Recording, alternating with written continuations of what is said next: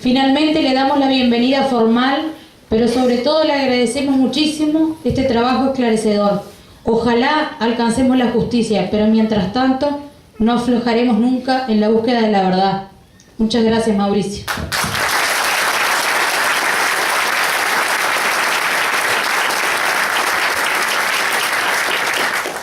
Bueno, muchas gracias a todos por acompañarnos esta noche. Gracias a los compañeros de panel, gracias a las recientes palabras de Liliana y de Gustavo, que describió con suma precisión y profundidad el contenido del trabajo que encaré. Yo soy un periodista y encaré este trabajo de investigación con las técnicas clásicas de la investigación periodística: la entrevista, la lectura de la documentación, la prensa de la época y la búsqueda de documentos que estaban en la oscuridad o que no habían tomado luz pública. Comencé con las entrevistas. Yo tenía una lista de los que habían presentado la denuncia judicial en el 2011. Fui obteniendo éxitos y fracasos, más bien más fracasos que éxitos, porque hubo unas cuantas de las víctimas de esta historia que se narran en el libro que no quisieron hablar, que en fin, que se alegraban por el hecho de que la historia se publicara, pero que no querían aparecer. Fueron varios los que me dijeron: yo esto nunca se lo conté a mi pareja, nunca se lo conté a mis hijos, nunca lo conté en el trabajo, nunca lo conté en ningún lado, no quiero hablarlo ahora. Como si fuera, bueno, una decisión respetable, obviamente, cada uno es dueño de sus palabras y de sus silencios. Hubo otros que sí hablaron, que afortunadamente hablaron. Fue durante todo mi trabajo Liliana una guía permanente en este sentido, porque ella fue de las que mantuvo viva el recuerdo, la llama, el recuerdo de esta historia durante todos estos años. Y bueno, Liliana ya lo tenía bastante asumido, el relato, porque lo había tenido que contar una y otra vez ante muchas veces frente a oídos que no querían escuchar esa historia, y sin embargo siguió y siguió y siguió, afortunadamente. Pero hubo otros que no tenían tan elaborada la historia, que cuando comenzaron a contarla se quebraron. Varios de ellos fueron entrevistas densas, algunas. No es fácil entrar a revolver en las heridas o reabrir las heridas. El tema de la tortura en el Uruguay es un tema que vieron que está ahí, que se conoció, pero yo no sé si es que existe un ranking del sufrimiento, pero sin duda que los desaparecidos, los asesinados durante la dictadura figuran en un primer plano de relieve, o así ha ocurrido históricamente en estas últimas décadas. Pero como que el torturado que agradezca que salvó la vida. Mire lo que le pasó a los otros. Que agradezcan que están vivos. Como si lo que hubieran vivido no hubiera tenido valor o no se constituyera en una violación clarísima de los derechos humanos y en la comisión de delitos de lesa humanidad. Pero bueno, la cuestión es que arranqué con las entrevistas. Las entrevistas eran coincidentes, los testimonios eran coincidentes en el relato mayoritariamente, más allá siempre de alguna trampita que la memoria nos juega a todos, y algunos recordaban alguna cosa y otros otras, y a veces era un puzzle que había que armar. Pero yo arranqué, como bien lo decía Gustavo recién, arranqué de lo que los uruguayos se enteraron el 30 de abril de 1975. Y ahí los uruguayos se enteraron a través de todos los diarios y de las radios que leían también los comunicados que enviaba, en este caso, el Comando General del Ejército.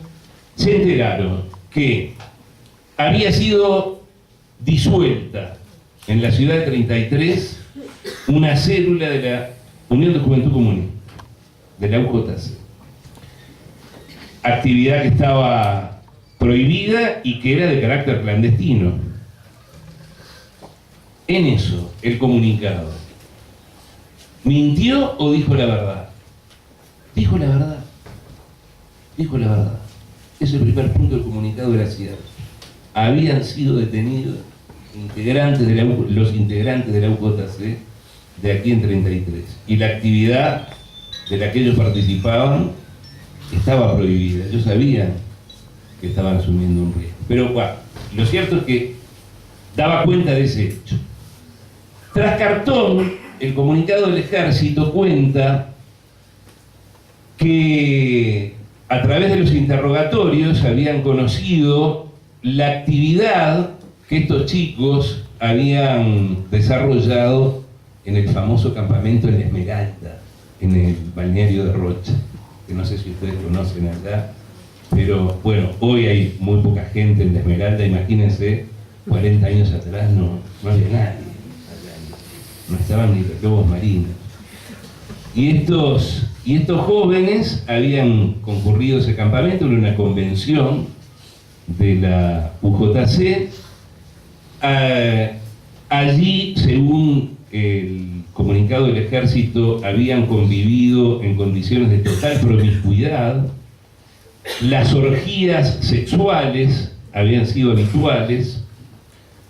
Las competencias entre las adolescentes para ver cuál de ellas tenía mayor resistencia sexual también había sido moneda corriente, y que como producto de estas prácticas sexuales habían contraído enfermedades venéreas y debieron ser sometidas a los tratamientos médicos correspondientes.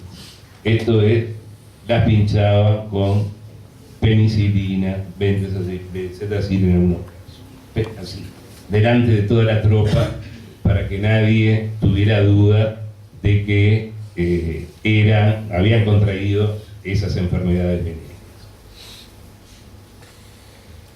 Tras cartón, el comunicado decía que esto demostraba lo que podía causar en la juventud uruguaya el marxismo internacional, la destrucción moral, eso que resaltaba el diario El País, que tanto le gustó, pero la destrucción moral que causaba el marxismo en la juventud y en la familia y, en definitiva, en la sociedad uruguaya.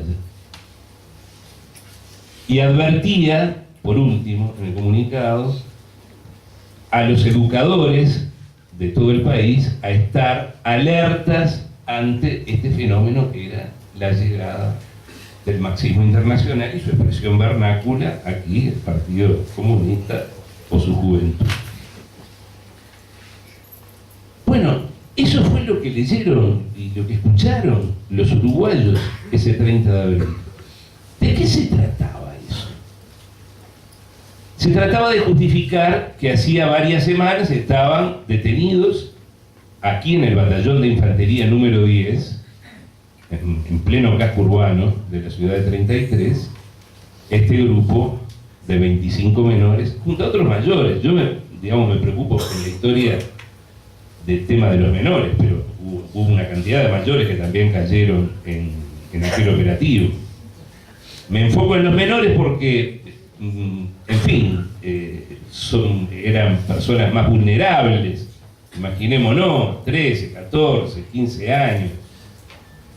Lo que gritaban cuando estaban en el plantón o cuando salían del S2 del cuartel, gritaban: mamá, ¿dónde está? Vení. Gritaban por su mamá, por su papá. Eran niños, estaban ahí. Que a quienes no les ahorraron nada por el hecho de ser menores, del tratamiento que se aplicó aquí en la República Oriental del Uruguay durante los años de la dictadura en los distintos cuarteles a lo largo y ancho del país. Es decir que esta práctica que fue habitual, que en algunos casos formó parte de conducir los interrogatorios a los detenidos políticos para obtener información, cosa que en este caso no ocurría porque de estos jóvenes de la UJC de 33 ya sabían todo, absolutamente todo, entre otras cosas porque pocos días antes había caído en la ciudad de Minas un integrante de la organización con el organigrama completo de la UJC acá. Nombre, apellido, cargo, todo, en el bolsillo de un pantalón, de un vaquero. Es decir, que cuando se desató acá el operativo represivo fue relámpago, lo fueron a buscar a todos prácticamente que a la misma hora, en un día, en 2 días como mucho, los habían desarticulado de forma total y completa.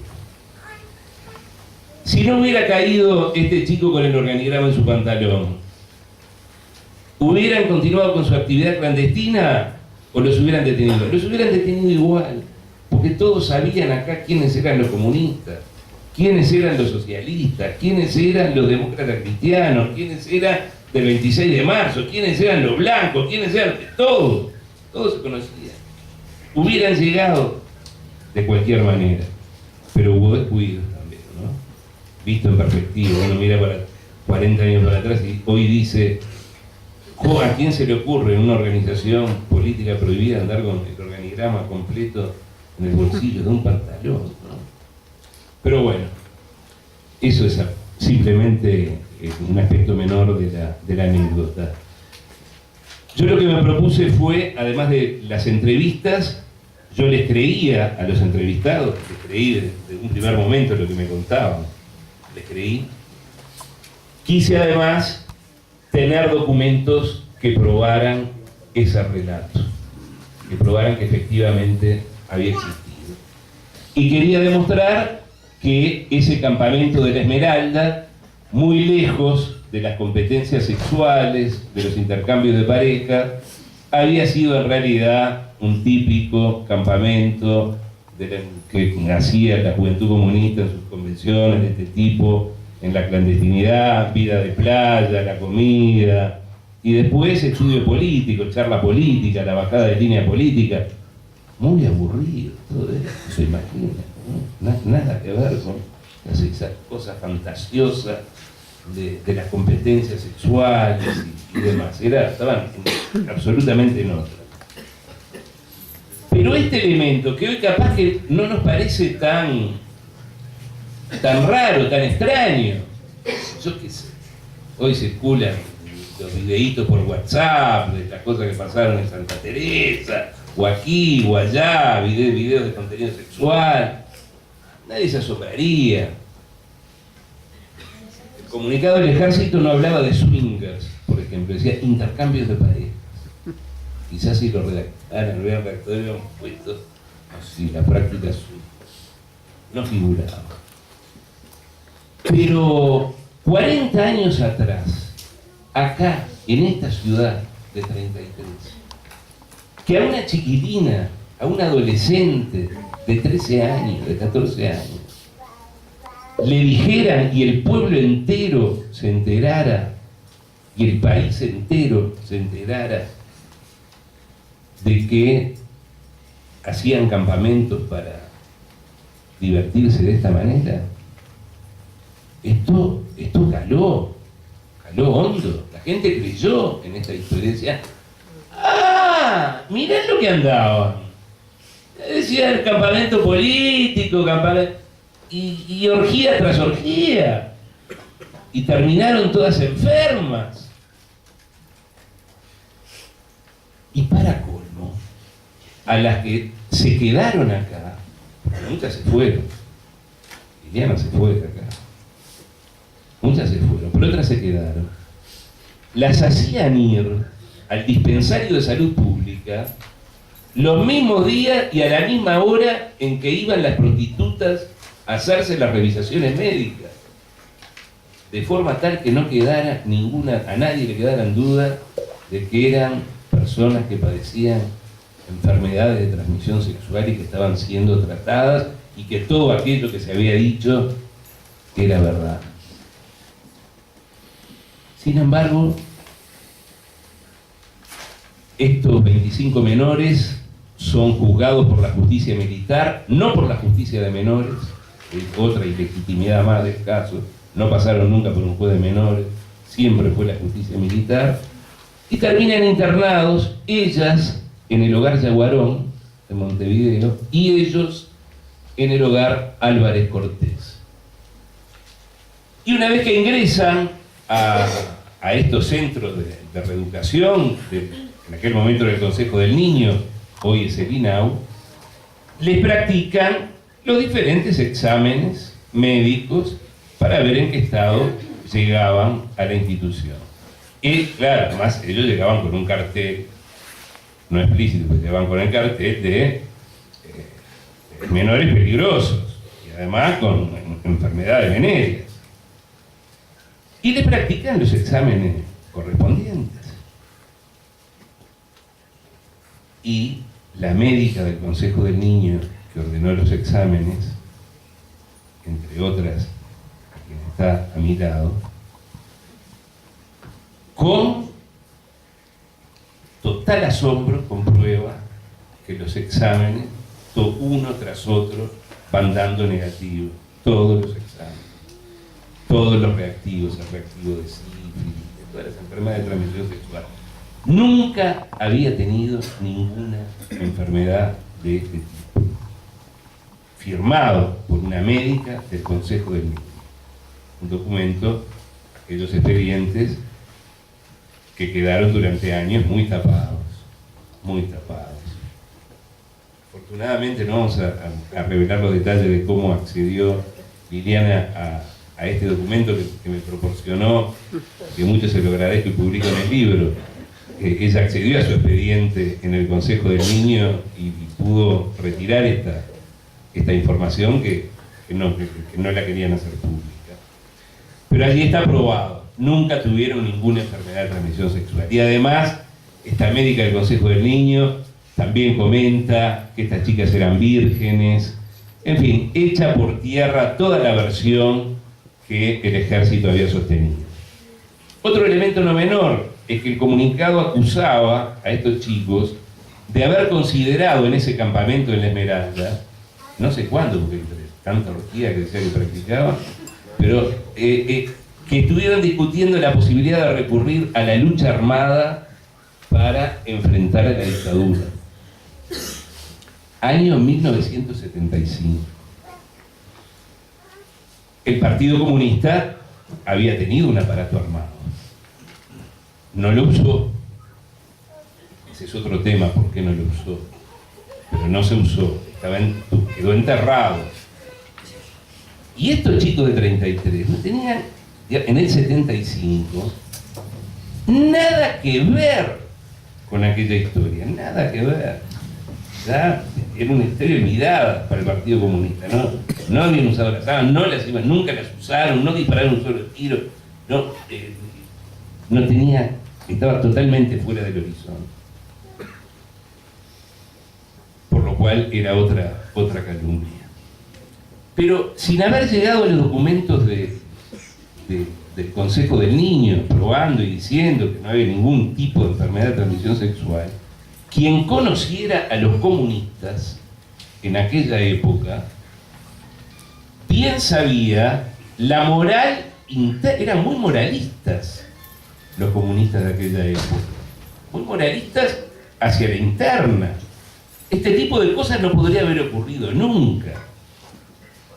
Por ejemplo, eran códigos no escritos, pero conocidos y compartidos en la organización, que por ejemplo las parejas heterosexuales no podían tener relaciones hasta pasado cierto tiempo, 2 años habrá.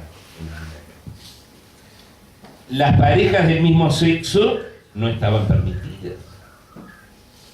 No estaban permitidas. Las expulsaban de la organización. El consumo de sustancias ilegales tampoco estaba permitido, estaba prohibido. Hoy eso ha cambiado. He visto por otro lado, el otro día había una bandera del Partido Comunista que tenía la flor del canal, la hoja de canal. Bueno, pero en aquella época no los expulsaban, se encontraban algunos ahí con un porrito, se reía de Manuel Pechado. Eran muy moralistas, es decir, que todo esto se caía por sí solo de quien simplemente conociera la historia. Pero como la situación era distinta en el Uruguay, en el año 1975 fue el año de la orientalidad, lo recuerdan los que tienen algunos años, los que íbamos a la escuela nos hacían firmar, año 1975, año de la orientalidad. Estaba la dictadura en ese momento volviendo, de alguna manera, retomando o subrayando los valores tradicionales y fundacionales del Uruguay, la forma, el estilo de vida uruguayo, nuestro estilo de vida, que estaba amenazado por el comunismo, el marxismo internacional que iba a destruir nuestro estilo de vida. Ese era un poco el planteo, el famoso sesquicentenario de los hechos históricos de 1825, un año muy, muy particular.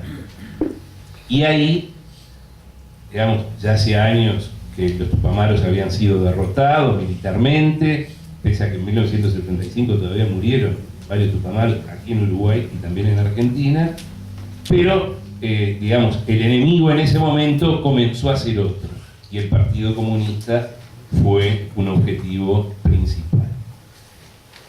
Entre otras cosas, Gregorio Álvarez, bien citado aquí, que es uno de los villanos de esta historia, que era el jefe de la división de ejército número 4, con asiento en Minas, pero con jurisdicción también aquí en 33, tomó este asunto directamente en sus manos. Él entendió claramente desde el principio que había que buscar un enemigo. Todo régimen se sostiene, toda dictadura se sostiene en la medida en que existe un enemigo. Si no está el enemigo hay que crearlo. Pero aquí estaba, y claramente lo tomó, era el comunismo. Y allí fue que comenzó ese año una avanzada muy importante, no solo contra estos chicos, sino también contra el resto del partido, en distintos puntos del interior y también en la capital, en la famosa Operación Morgan.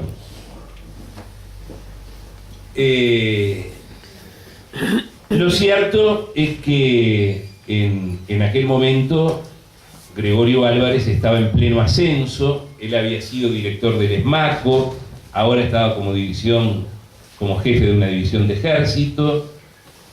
Poco después iba a ser comandante en jefe del ejército y poco después iba a llegar a la presidencia de la República, ya convertido en el gran dictador. Cuando nosotros lo agarramos acá en esta historia 40 años atrás, estaba acá, estaba en Minas y en 33. Esa foto que aparece en la tapa del libro, en la que se ve a Gregorio Álvarez desfilando por acá, por 33, parado arriba de un jeep, con el bastón de mando en la mano,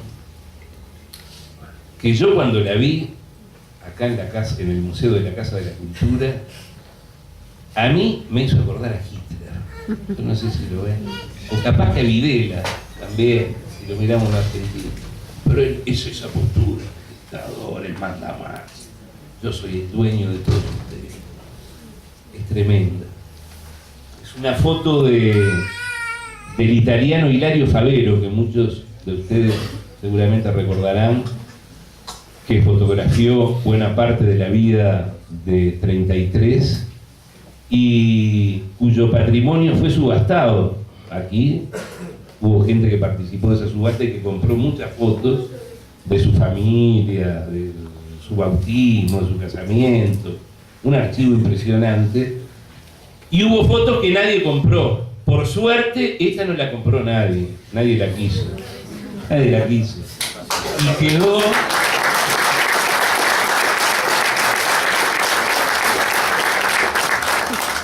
Y quedó en el... es parte de las imágenes que quedaron en el Museo de la Casa de la Cultura, y que gentilmente el profesor José Mujica me permitió el acceso a ella. También hay otra imagen muy cargada de significado, y es también ese día del desfile, el presidente de facto, dictador, Juan María Bordaberry, besando a una niña escolar que estaba allí en la plaza, cuando, un gesto muy tierno, uno ve la foto y dice, qué tierno el presidente besando a la niña con su moña, y a pocas cuadras, en el cuartel de la ciudad, estaban torturando a otros niños, ¿no? Digamos, la fuerza de la oposición. Y hay otra foto tremenda que vimos en el video, que pasó aquí, pero que pasó desapercibida, y que aparece en el libro, y es la foto de un desfile donde se ve a maestros, a maestras y escolares desfilando allí. Si uno ve la foto no le dice nada, porque hay gente desfilando. Lo terrible de la foto es que allí están desfilando las madres, que eran maestras, de algunas de las detenidas que estaban en el cuartel. Ahora no nos vamos a detener en la imagen, pero hay una de ellas, la madre de una de ellas, que está mirando a uno de los militares. Una cosa fue tremenda esa imagen también. Bueno,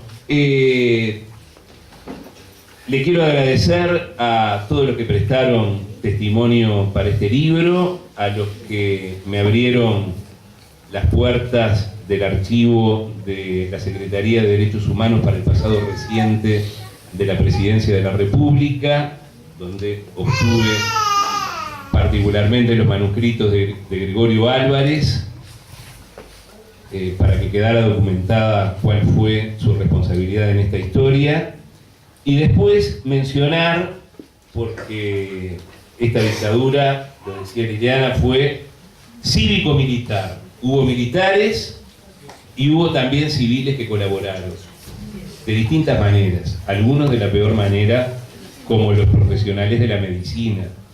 Uno siempre espera que los médicos nos curen, nos prevengan en la salud.